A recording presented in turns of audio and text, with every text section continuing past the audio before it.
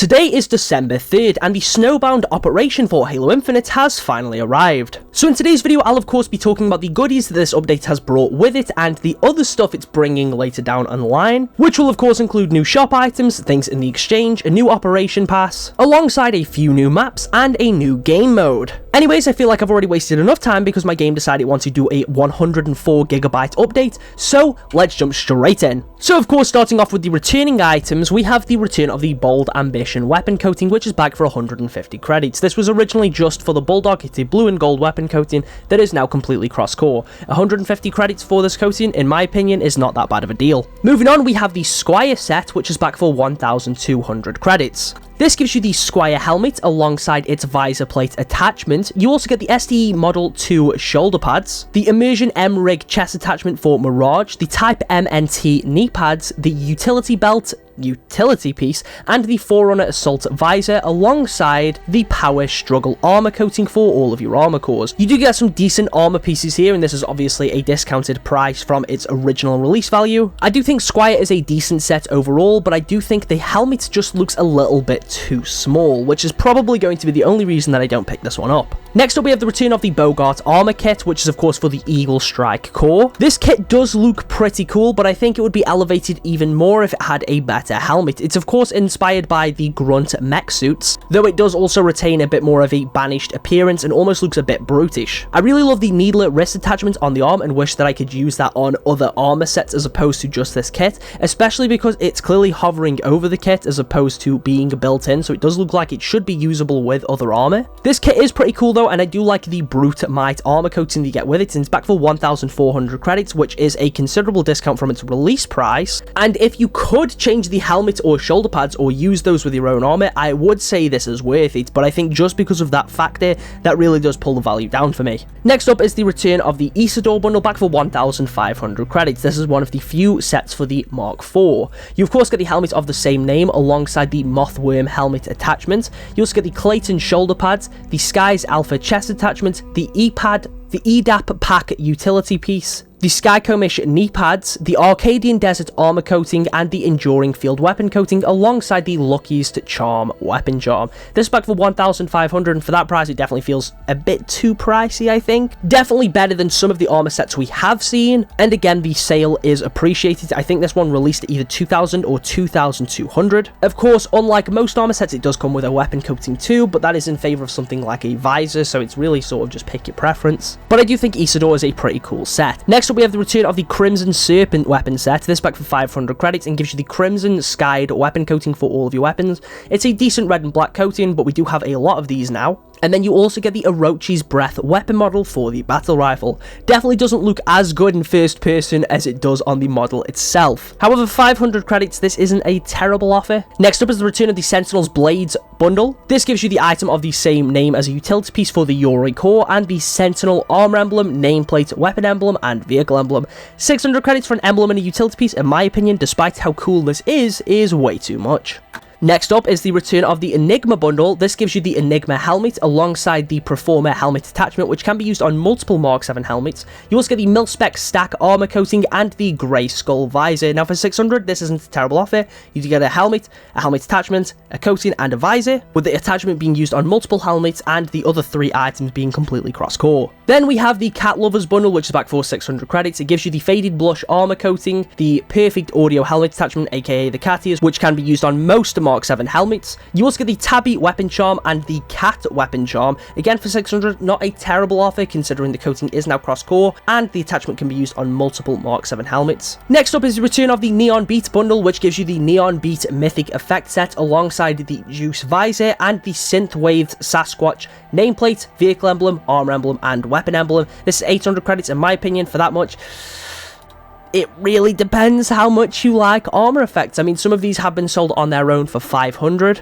and 800 credits for what you get here isn't awful, I suppose, but I think there is considerably better offers available in the store. And then we have the return of the Neon Superfly bundle. I think this is the last returning bundle. This gives you the Neon Superfly armor coating for all of your cores, alongside the Will-O-Wisp visor, and then you get the Neon Wisp weapon coating and vehicle coating, which are of course all completely cross-core in every aspect. So you do get this coating for absolutely everything, alongside the combat reload stance. This back for 1,400 credits, which I actually think is more expensive than its original release price, but probably a little bit cheaper than its current armor haul price. And with that in consideration, I wouldn't exactly say this is worth it, despite everything being cross-core now. And with that out of the way, we can actually move on to the new stuff, starting off with the Lancejack bundle, which is the first armor set we have had for the Eaglestrike armor core since Season 2, and I know a lot of people will be very excited about that. Of course, we do have the Bogart kit, but that isn't really a set of customizable armor.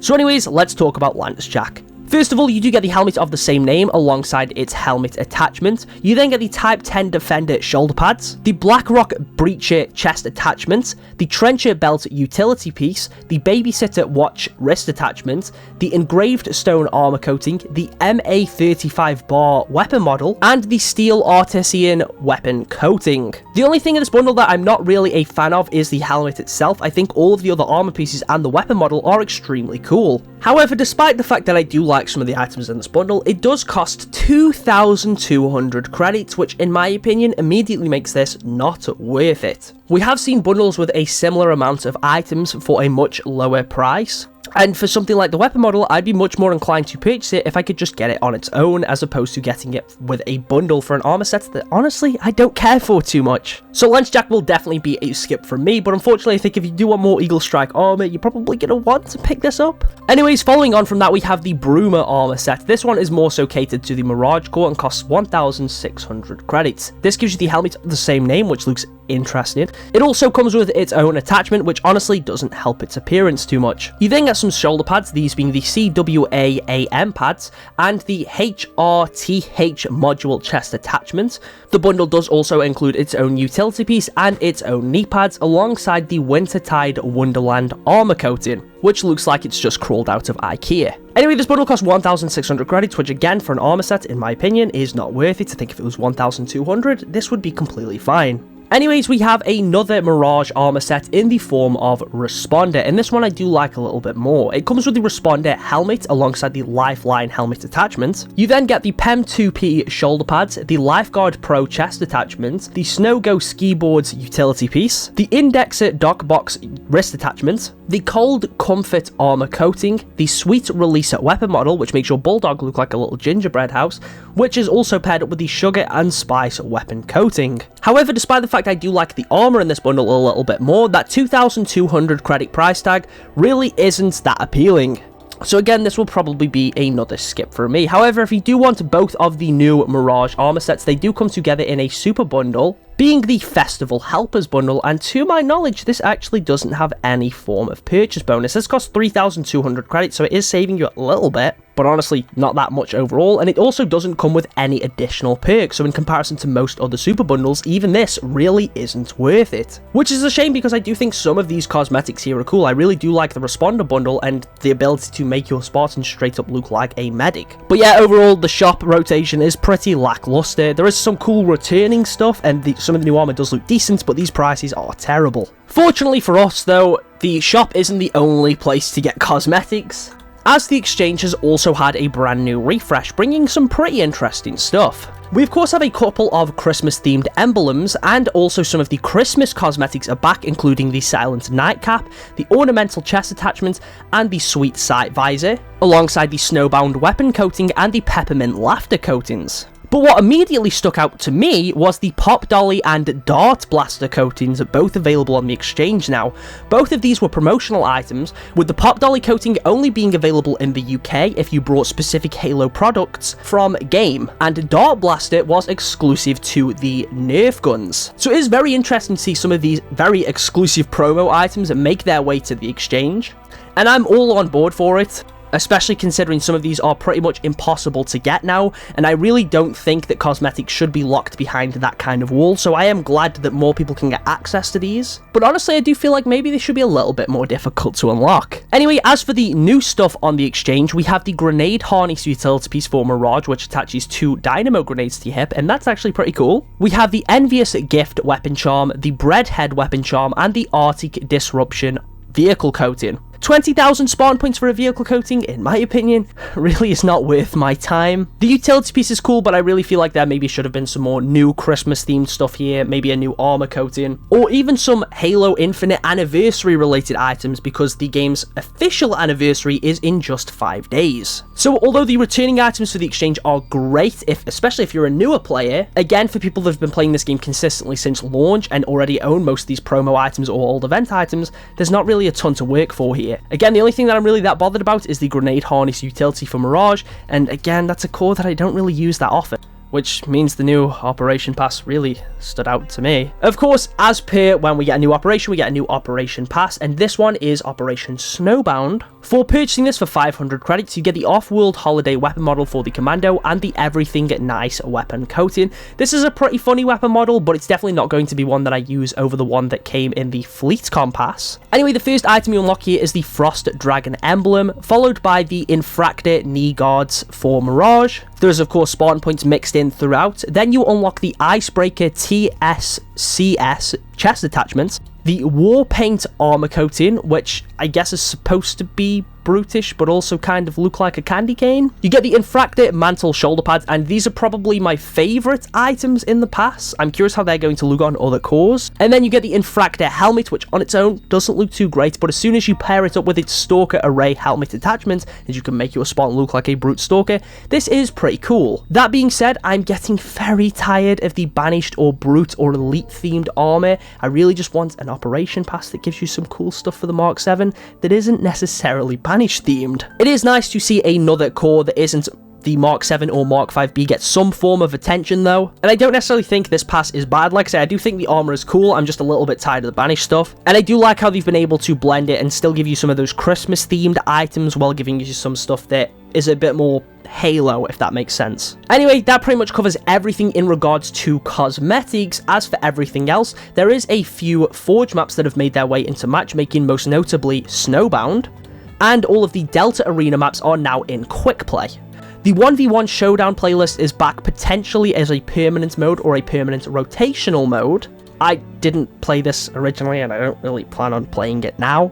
But later on in the operation, the Snowball Fight game mode is releasing, which I believe is everyone has no weapons except plasma grenades. I'm really looking forward to that. That is the only thing from this operation that I was personally looking forward to, and it does kind of suck to see it hasn't released with the operation and is coming out at a later date. But aside from that, I think that covers all of the main news with this operation. There has been some smaller updates, like the coating that come with the Mark 6 armor kit has been updated to more so look like Halo 2 Chief. Anyways, moving over to this week's Spartans of the Week. This is going to be the last Spartan of the Week for a while, because one, I'm kind of saving it until after the 10k Spartan rating, and two, I'm sort of planning on ways to rework this segment to make it a little bit more interesting, as opposed to me just putting up some images on the screen and saying, this person won Spartan of the Week.